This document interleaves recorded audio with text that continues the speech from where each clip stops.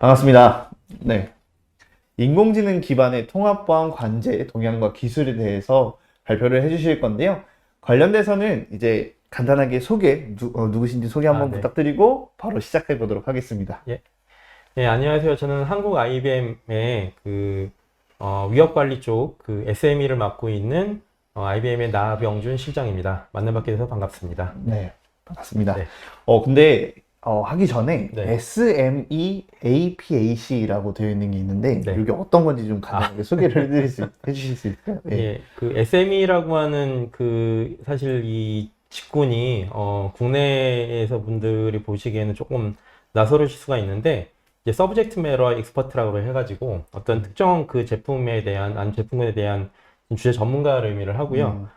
저는 현재 작년까지는 한국 지역에 대해서만 이제 관련 일을 하고 있다가, 이제 올해부터는 한국을 포함해서 AP 전체 지역에 대해서 현재 기술 관련된 도움을 좀 드리고 있어서, 예, 제가 올해는 좀 그렇게 뒤에 에이펙이라고 붙이게 됐습니다. 그러면 오늘 이 주제가 가져오신 이유도 좀 있을 것 같기는 한데 네. 워낙 또 인공지능이 핫하다 보니까 관련돼 있는 보안 쪽에서도 많이 핫하게 진행이 되고 있는 것 같아요. 요즘 뭐 컨퍼런스나 이렇게 가봐도 AI를 빼면은 정말 시체인 것처럼 그렇죠. 네, 필수로 많이 들어가 있는데 어떤 내용을 다뤄볼지 일단 첫 장부터 한번 살펴보도록 하죠. 네.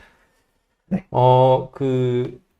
지금 방금 이제 말씀해 주신 것처럼 사실은 AI와 관련해가지고 이미 뭐 사람들이 이제 굉장히 오래전부터 사실 AI에 대해서 이미 다 알고 계셨고, 근데 살짝 이제 관심이 좀 덜했다가, 뭐 다 아시는 것처럼 이제 GPT 출현으로 인해서 지금 이제 AI에 대해서 사실은 요즘은 기술 쪽에 있는 사람들뿐만 아니라 뭐 AI로 그림을 그리거나 뭐 사진을 요즘 유행하는 것처럼 뭐 특정한 어떤 특정 스튜디오 스타일로 뭐 그림을 그리거나 하는 식으로 해서 사람들이 굉장히 AI 관심이 많잖아요. 근데 이제 그런 AI 기술이 보안 쪽에서도 보면은 사실은 사람들이 굉장히 관심이 많고, 이유 중에 하나는 뭐냐면 요즘 대부분의 기업들이 이제 AI를 이제 업무에 활용을 하려고 하다 보니까, IBM도 마찬가지로 AI를 개발을 하면서 또 동시에 AI를 또 사용도 많이 하거든요. 근데 이제 그런 과정에서 정말 이런 AI 환경이 안전하게 쓸 수 있는 환경인가, 아니면은 AI가 어떤 기회가 되기도 하지만 새로운 위협이 되는 부분도 있지 않나, 이런 부분에 대한 이제 우려가 좀 있는 거죠. 그래서 한번 다음 장도 좀 준비를 해주셨는데, 네. 어떤 내용들이? 사실은 이제 해커들 혹은 이제 공격자들은 뭐 최근에 이제 우리나라도 여러 가지 이제 보안 사고들이 많이 발생을 하고 있어서 다시 이제 한동안 잠잠했다가 보안에 대해서 사람들이 다시 관심을 가지게 됐는데, 결과적으로 공격자들이 노리는 건 뭐냐면 결국은 무엇이 돈이 되냐, 무엇이 나한테 이득이냐, 이런 것들 위주로 이제 공격자들도 공격 대상을 찾을 수밖에 없거든요. 근데 이제 아무래도 요즘 대부분의 기업들이 AI를 이용해서 활용을 하려고 하다 보면 결국은 기업이 갖고 있는 중요한 데이터가 AI를 통해 활용이 될 수밖에 없고, 그런 부분들을 이제 고려를 하게 되면 결국 공격자들도 AI 자체를 목표로 하거나, 아니면 AI가 갖고 있는 어떤 취약성을 이용해 가지고 중요한 데이터를 훔치려고 하거나, 이런 부분들이 이제 대상이 될 거라는 거죠.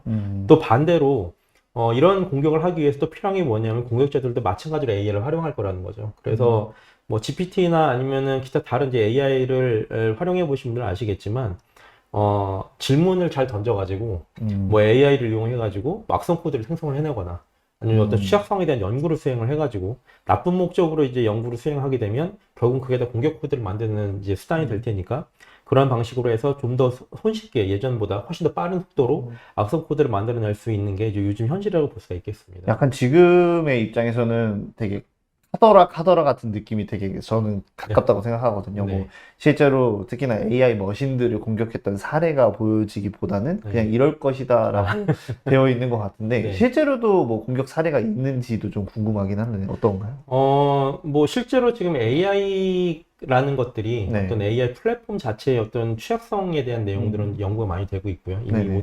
OWS ASP 같은 경우에도 이미 AI를 이용한 어떤 라지 랭귀지 모델에 대한 취약성들이 이미 연구가 되고 있고, 특정하게 뭐 AI 플랫폼 공격했다라기보다 요즘 이제 데이터들이 대부분 AI로 집중되고 있기 때문에 이제 데이터에 대한 어떤 공격들이 이제 관심이 있을 수밖에 없고요. 실제로 지금 많은 악성 코드들의 생산율이 굉장히 높아졌는데 그런 생산율 뒤에는 AI를 활용하고 있는 실질적인 어떤 악성 코드가 만들어지고 있는 건 사실이라고 지금 전부 다 확인을 좀 하고 있습니다. 그래서 왜냐하면 이제 그 방어자 입장에서는 네. AI에 의한 악성 코드냐 사람이 악성 코드냐를 구별하기 쉽지는 않거든요. 그렇죠.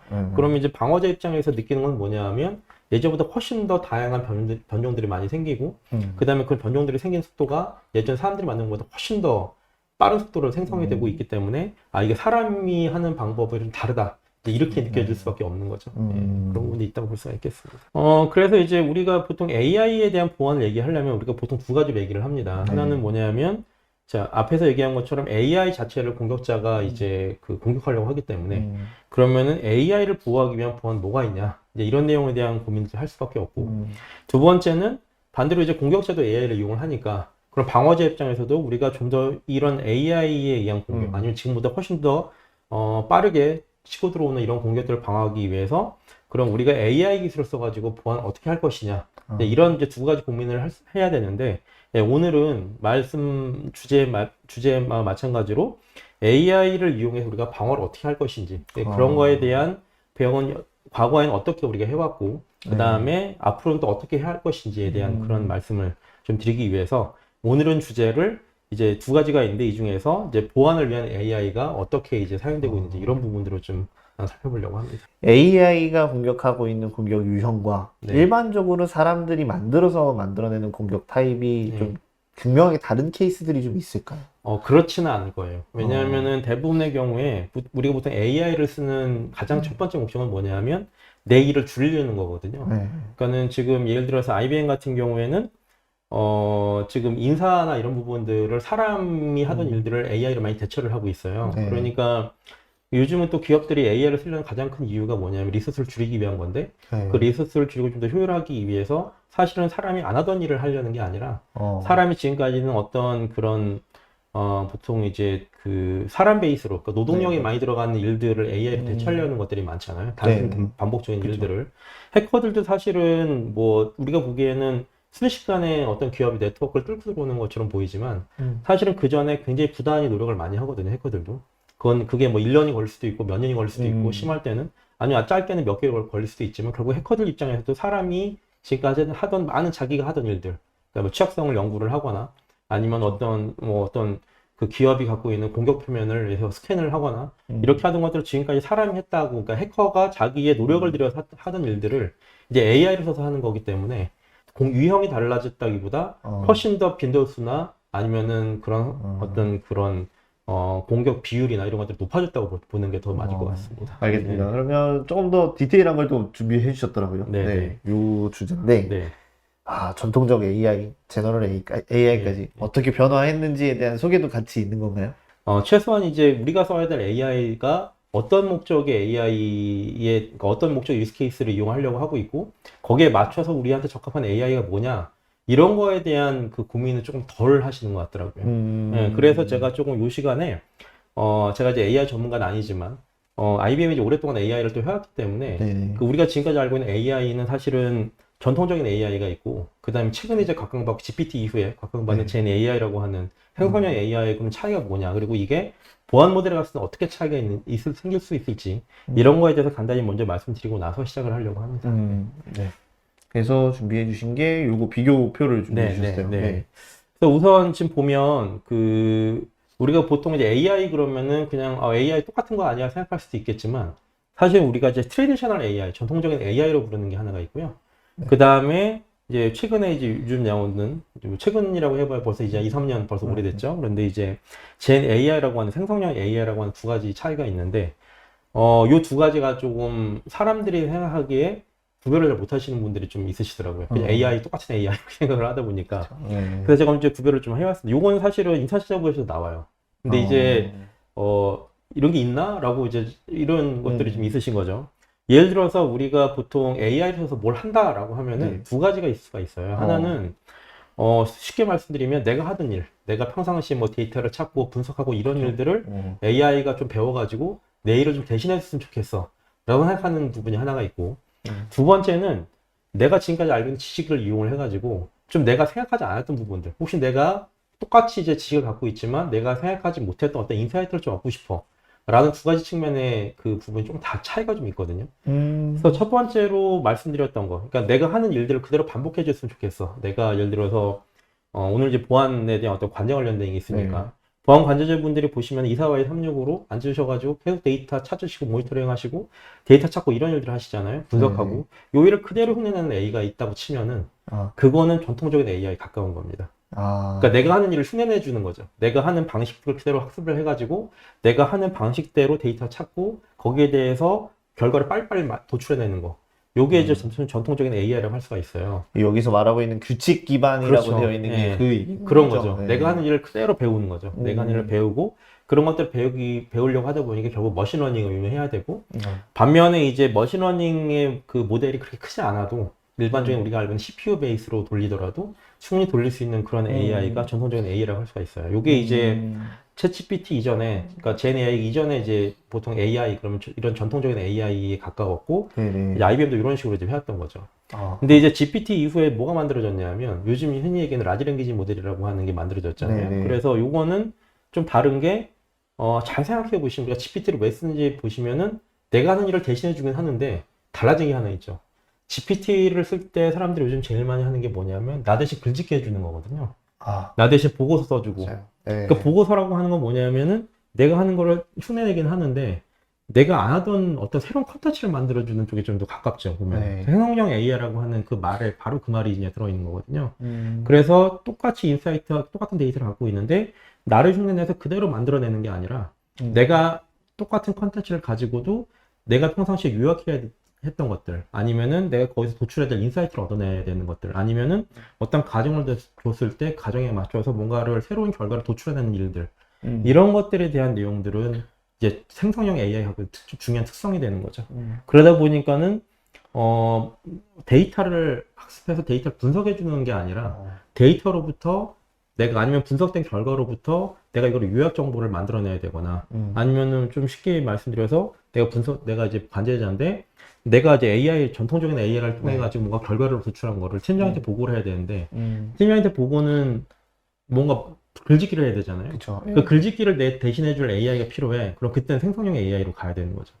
이렇게 두 가지의 차이가 있게 되는 겁니다. 그래서 생성형 AI 쪽으로 가게 되면은 기존에 있었던 전통적인 AI에 비해서 좀 더 큰 모델이 필요하게 되고 아무리 작은 모형의 이제 라지 랭귀지 모델이라 하더라도 아무래도 이제 좀 리소스가 커지죠. 그러다 보니까 그쵸. GPU도 필요하게 되고 GPU가 필요하게 되다 보니까 기존에 있었던 이제 그러니까 기존에 있었던 전통적인 AI 쪽으로는 작은 CPU 머신으로도 가능했는데 이제는 GPU가 필요한 모델이 되거나 아니면 SaaS를 이용을 해야 되거나 이런 상황이 되게 됩니다. 전반적인 사양 자체가 높아질 수밖에 그렇죠. 없는 예, 사양이 거죠. 높아질 수밖에 없는 거죠. 아, 그래서 이제부터는 그러면 이 두 가지 차이가 뭔지를 예를 좀 드려야 되잖아요. 네. 그래서 IBM은 사실 그동안 2017년부터 AI를 이용한 보안 관제에 관심이 많아서 개발을 사실 여러 단계에 걸쳐가지고 개발을 여태까지 해왔거든요. 네네. 그래서 그거 히스토리를 이제 쭉 훑어가면서 과거에는 어떤 모습이었고 이게 요즘은 어디까지 발전했는지 이제 이런 이제 예를 보여드리게 되면 좀 더 이제 들으시는 분들이 이 두 가지 차이가 있구나 이렇게 막 쉽게 이해하실 것 같아가지고 그걸 좀 갖고 왔습니다. 네.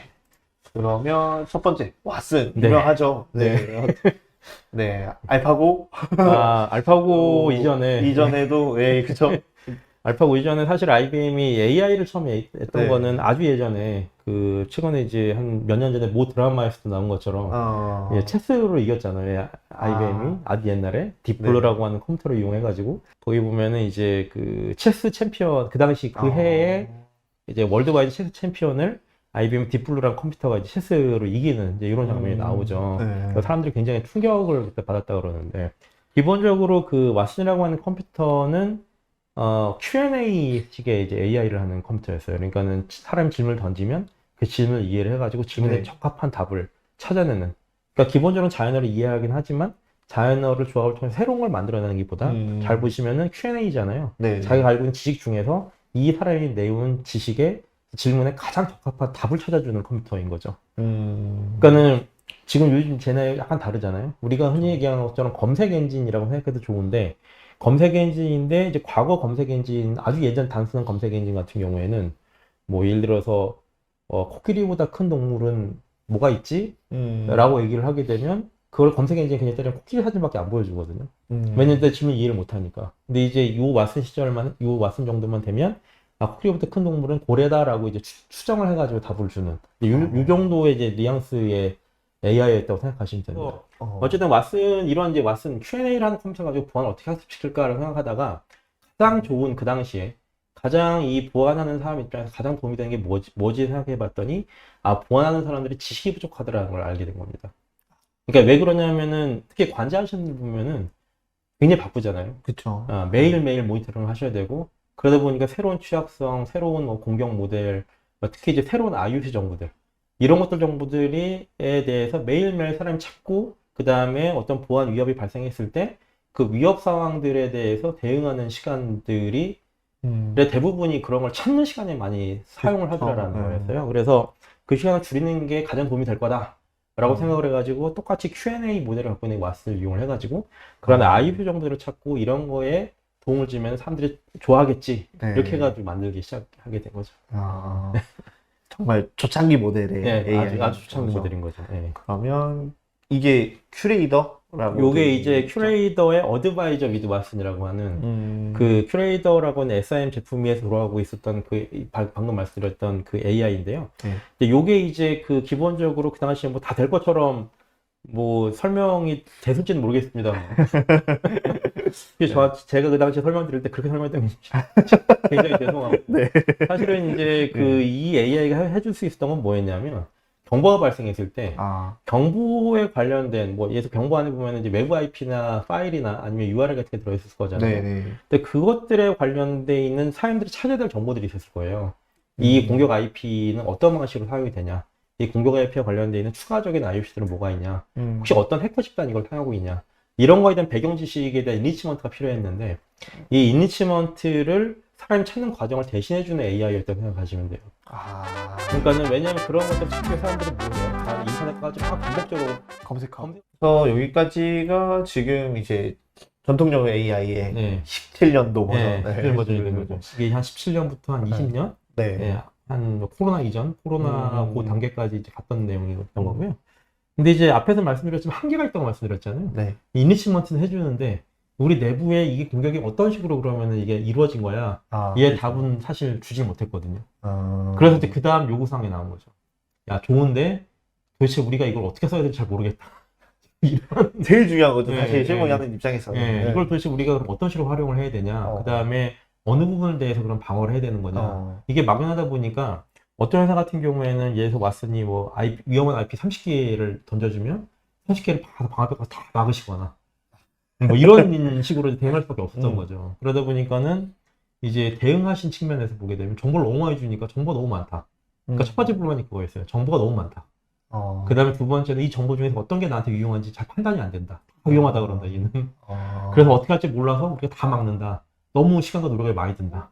잘 이제 그 효용성의 유용성에 대해서 그러니까 초동으로 대응하기에 정보를 주는 건 좋은데 우리 분석가들이 받아가지고 특히 이제 레벨 2에 계신 분들이 어떻게 대응을 해야 될지 이거 갖고는 우리가 조금 대응하기 쉽지가 않다. 너무 과잉인 거잖아요. 그렇죠. 정보 자체가. 이런 여러 가지 약점들이 지적이 많이 됐어요. 그래서 그것들을 좀 극복하려고 두 번째로 나온 게 뭐냐면 똑같이 전통 AI인데 이번엔 그런 공격 경로를 분석을 한번 해보자. 이렇게 나온 거죠. 그러면 실질적인 대응이 될 수 있는지를 한번 살펴보죠. 그래서 두 번째 나온 게 이번에 왓슨이 안 붙어 있잖아요. 그러네요.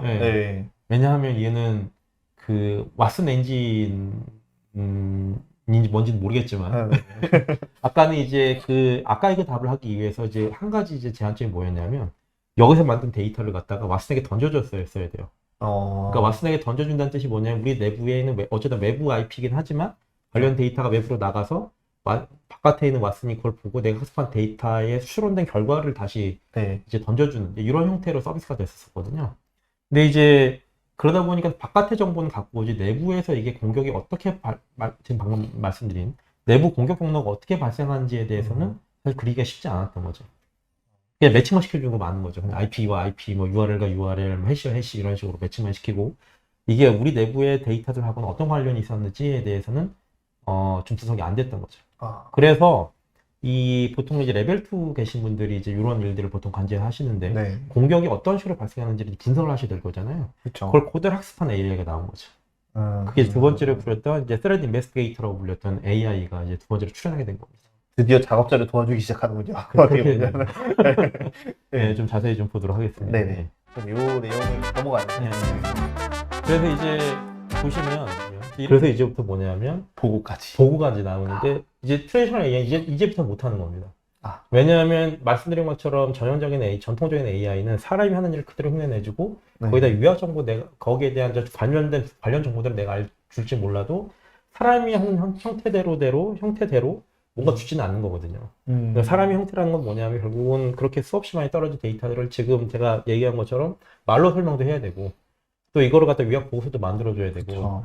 그 다음에 이것만 있나? 보통 요즘 우리 챗GPT 같은 경우에는 굉장히 발전을 많이 했잖아요. 네. 저도 최근에 보면은 뭐 예를 들어서 어떤 특정한 시나리오를 주고 어떤 질문을 하게 되면 얘가 쭉 질문을 하고 답을 주고 나서 뭐라고 하냐면 이런 부분도 필요하지 않습니까? 라고 거꾸로 저한테 물어보잖아요. 요즘 보면은 맞아요. 똑똑해져가지고. 왜냐하면 의도를 물어보는 거죠. 혹시 이런 의도로 물어보신 건가요? 라고 하면서 추가적인 어떤 인사이트를 얻을 수 있도록 도움을 주는 것처럼 지금도 앞에서 이제 경로를 쭉 내가 해석을 했으면 그럼 그 다음 질문이 이런 거죠.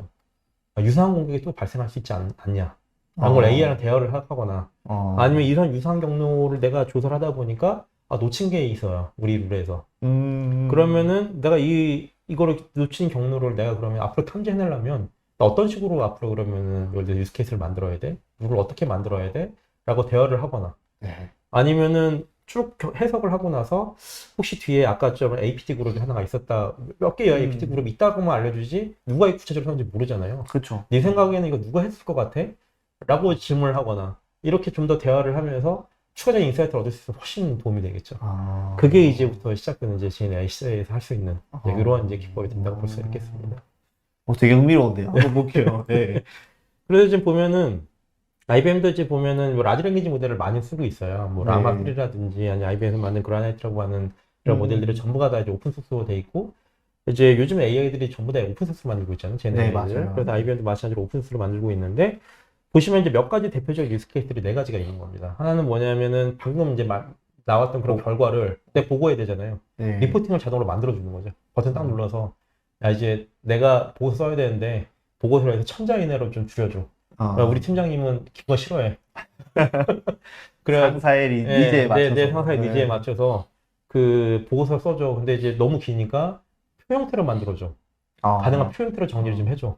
그 다음에 500자 이내로 줄여줘. 보고했더니 이것도 너무 긴데 쉬운 말로 바꿔줘. 뭐 이런 것들이 있을 수가 있잖아요. 그러면은 그런 것들을 지금까지는 사람이 일일이 그걸 보고 들어서 쳤다고 하면은 그리고 우리 팀장이 뭐라고 하지 도저히 난 이해를 못하겠다. 의도를 모르겠다. 뭐 이런 경우도 있을 수가 있고 그렇죠. 팀장님들이 다 그러시구나.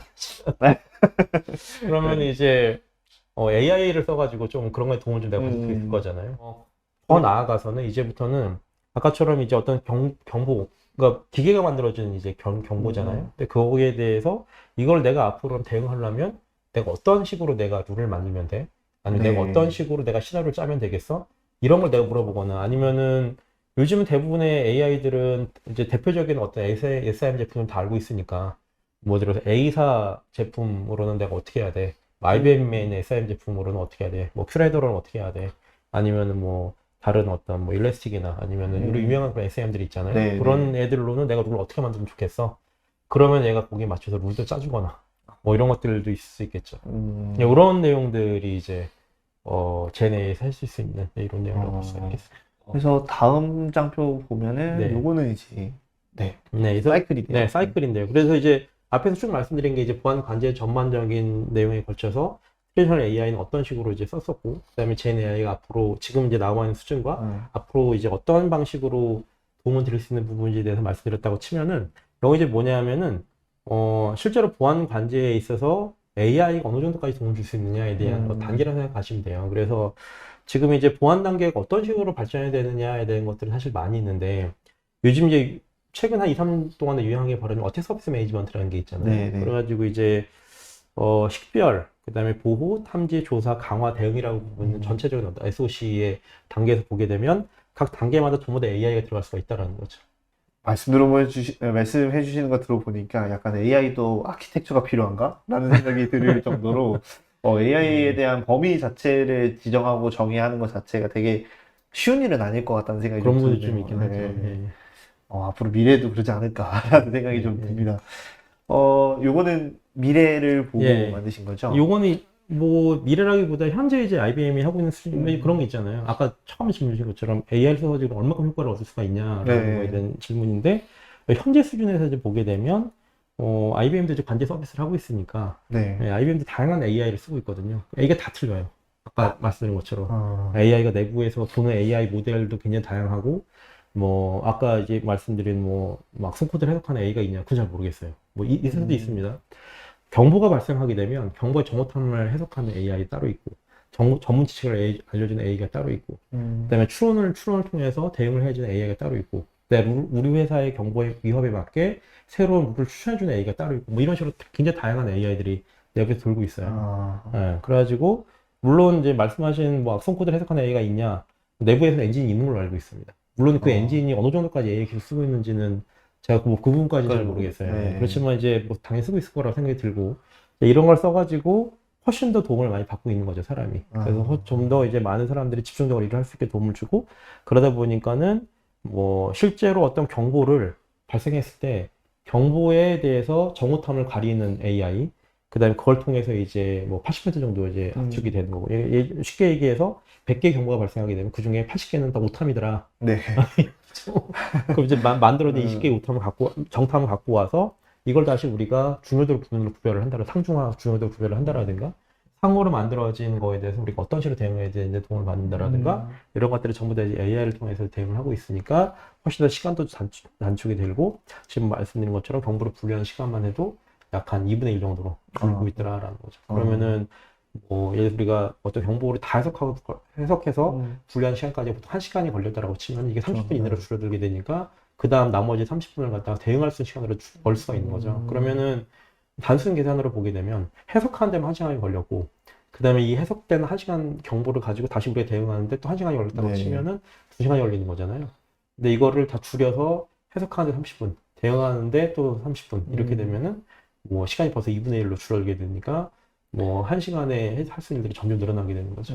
효과적으로. 네. 예. 아무튼 뭐 여기까지가 준비되신 자료가 끝인 것 같은데 오늘 이야기를 되게 잘 들었습니다. 좀 보면 어디까지 지금 AI가 왔는지도 좀 살펴보는 시간이 됐었던 것 같고 아무래도 이제 AI는 사실 제가 봤을 때는 되게 어떻게 보면 되게 먼 것 같았어요. 그러니까 AI가 보안까지 오는 데는 좀 상당 기간 좀 걸릴 것이다 라고 생각을 했는데 그 생각보다 오래 걸리지 않은 것 같다는 느낌도 많이 들었고 그리고 막연한 두려움, 뭐 일자리가 없어질 거라는 막연한 두려움보다는 인간의 효율을 어느 정도 극대화시킬 수 있을지에 대한 초점을 맞춰서 설명을 잘 해주신 것 같아요. 뭐 앞으로에 대한 뭐 계획은 또 따로 있으세요? 이제 아까 말씀드린 것처럼 이제 계속 이제 새로운 어떤 AI 모델이 만들어질 거기 때문에 그 AI 모델을 이제 실제로 보면은 이제 개발자들이 생각하는 그 모델을 가져다 그대로 시장에 가져가면 잘 안 맞는 경우들이 많아요. 그래서 아까도 말씀드렸지만 첫 번째, 두 번째 단계 같은 경우는 보게 되면 여러 가지 한계점들이 또 있었잖아요. 그래서 세 번째 그럼 제 AI가 나왔을 때 한계점이 없을 거냐? 있겠죠. 당연히 있을 겁니다. 그런데 그거를 시장에 가져갔을 때 이제 사용자들, 특히 고객분들이 실제 관제하신 분들이 이제 피드백을 정확히 듣고 그걸 통해서 개발하신 분들이 시장은 이런 식으로 요구하고 있기 때문에 추가적인 어떤 기능 아니면 추가적인 어떤 그런 뭐 다른 어떤 뭐 제한점을 풀어낸다라든가 이런 것들이 좀 많이 필요할 것 같습니다. 그래서 올해는 이제 개인적인 목표는 이제 이거를 안착시키는 거예요. 한번 이제 쓰게끔 해드리고 그다음에 최소한 뭐 연말까지는 이 중에서 실제로 쓰는 고객들을 만들어서 그분들로부터 이제 새로운 이제 피드백을 받아서 더 발전시키는 게 이제 올해는 이제 목표일 것 같습니다. 네. 오늘까지 좋은 말씀 감사드리고 저도 AI에 대한 지식이 조금 더 올라간 것 같은 느낌이 듭니다. 네. 고생 많으셨고 다음에 또 기회 있으면 또 한번 뵙도록 하겠습니다. 오늘 고생 많으셨습니다. 고맙습니다.